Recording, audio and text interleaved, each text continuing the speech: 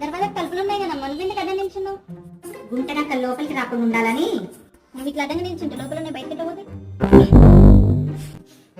ఎందుకంటే అంత కోపంగా ఉన్నారు? తెల్లవారుజామున 5 గంటల 5 నిమిషాలకి నా రీల్ పెట్టిన, చూసావా నువ్వు? చూసానా అండి, చాలా బాగుంది. మర్యాదగా నీ బట్టలన్నీ సర్దుకొని ఇంట్లో నుంచి వెళ్ళిపో.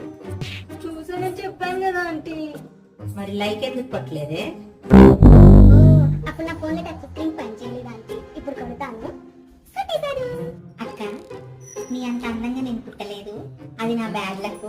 నీ డాన్స్ చాలా అద్భుతంగా ఉంది, సూపర్ అక్క అని కామెంట్ పెట్టవే.